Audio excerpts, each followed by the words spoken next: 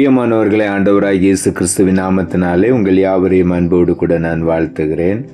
ஆண்டவர் கிருபையாய் நமக்கு கொடுத்த இந்த புதிய நாளுக்காக முதலாவது நாம் ஆண்டவருக்கு நன்றி சொல்லுவோம்.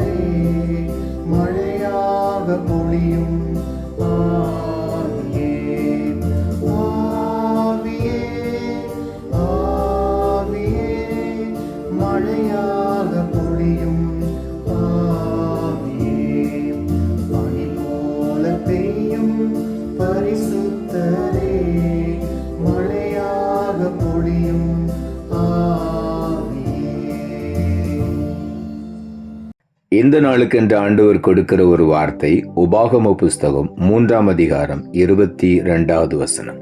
உபாகமம் 3:22. அவர்களுக்கு பயப்படீர்களாக, உங்கள் தேவனாகிய கர்த்தர் தாமே உங்களுக்காக யுத்தம் பண்ணுவார். இந்த நாளிலே ஆண்டவருடைய வார்த்தை சொல்லுகிறது, பயமுறுத்துகிற ஜனங்களை குறித்து நீங்கள் பயப்படவே வேண்டாம், அவர்களுக்கு நீங்கள் பயப்படாமல் இருங்கள் என்று ஆண்டவர் சொல்லுகிறார். காரணம், நாம் அவர்களோடு யுத்தம் பண்ண போகிறது இல்லை. அவர்கள் நமக்கு எதிராக வந்தாலும் கூட உங்கள் தேவனாகிய கர்த்தர் தாமே உங்களுக்காக யுத்தம் பண்ணுவார். நமக்கு எதிராக எழும்புகிறவர்களை குறித்து நாம் ஒருபோதும் பயப்பட வேண்டாம். காரணம், அவர்களாலே நம்மை ஒன்றும் செய்ய முடியாது. சேனைகளின் தேவனாகிய கர்த்தர் நம்மோடு கூட இருக்கிறார். அவர் சத்துருவுக்கு எதிராக நமக்காக யுத்தம் பண்ணி ஜெயம் எடுத்து தருவார். ஆகவே உள்ளத்தின் ஆழத்திலிருந்து கர்த்தர் நமக்கு ஜெயத்தை தருகிறபடியினாலே, நமக்காக யுத்தம் பண்ணி ஜெயிக்க போகிறபடியினாலே உள்ளத்தின் ஆழத்திலிருந்து ஆண்டவருக்கு நாம் நன்றி சொல்லுவோம்.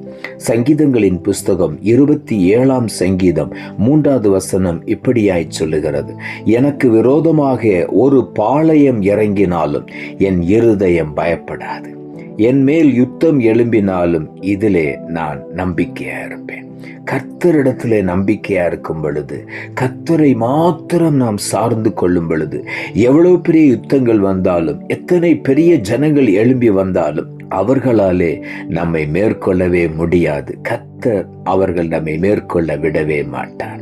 காரணம், அவர் நமக்காக யுத்தம் பண்ணி ஜெயம் எடுத்து தருவார். எனக்கு விரோதமாக ஒரு பாளையம் இறங்கினாலும் என்று இங்கே தாவீது எழுதுகிறார். ஒரு பெரிய சேனை வந்து இறங்கினாலும் கூட நான் பயப்பட மாட்டேன், நான் நம்பிக்கையா இருப்பேன் கர்த்தர் மேலே. எவ்வளவு பெரிய சேனை எழும்பினாலும் என் இருதயம் ஒருபோதும் பயப்படாது. கர்த்தர் மேல் நம்பிக்கையா இருப்பேன், அவர் நிச்சயமாக விடுவிப்பார்.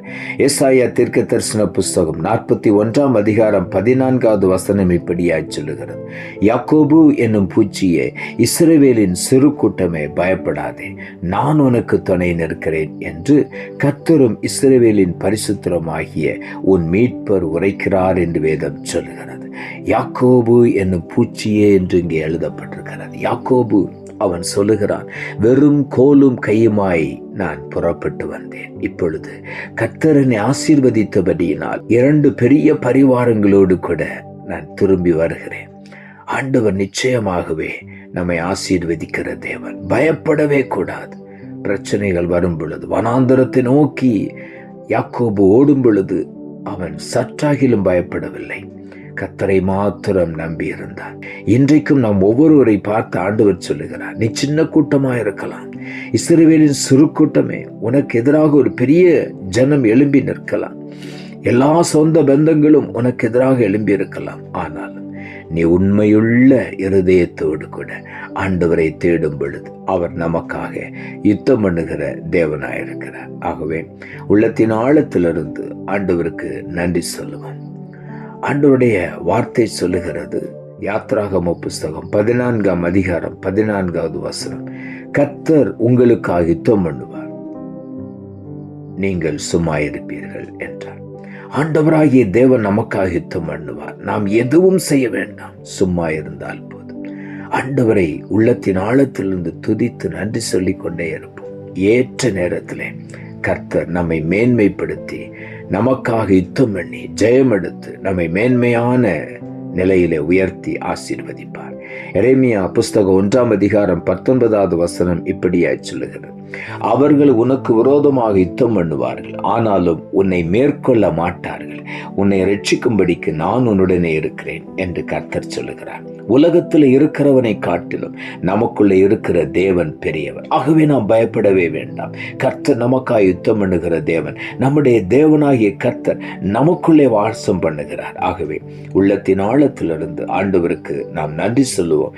இன்றைக்கு ஆண்டவர் நமக்காக யுத்தம் பண்ணி நமக்கு ஜெயம் எடுத்து கொடுப்பார். ஆகவே நாம் எதை குறித்தும் கலங்க வேண்டாம். அவர்கள் உனக்கு விரோதமாக யுத்தம் பண்ணுவார்கள், ஆனாலும் உன்னை மேற்கொள்ளும்படி நான் விடவே மாட்டேன். அவர்கள் என்னை மேற்கொள்ள மாட்டார்கள். உன்னை ரட்சிக்கும்படிக்கு நான் உன்னுடனே இருக்கிறேன் என்று இன்றைக்கு ஆண்டவர் வாக்கு பண்ணுகிறபடினால் உமக்கு நன்றி. ஒவ்வொருவரும் அந்த இரட்சணியத்தின் சந்தோஷத்தையும் தேவனுடைய மகிமையையும் அனுபவிக்க உதவிச்சு தடைகள் எல்லாவற்றையும் நீக்கப்படும். சாமி, இன்றைக்கு ஆண்டவர் கொடுத்த வார்த்தையின்படியே தேவனாகிய கர்த்தர் தாமே யுத்தம் பண்ணுகிற தேவனாய் எழும்பி உம்முடைய பிள்ளைகளுக்காக ஒவ்வொருவருக்காக நீர் போராடி ஜெயமெடுத்து தருகிறபடினால் உமக்கு நன்றி தாழ்த்துகிறோம். இரட்சகர் இயேசுவின் நாமத்தில் ஜெபிக்கிறோம் நல்ல பிதாவே, ஆமென்.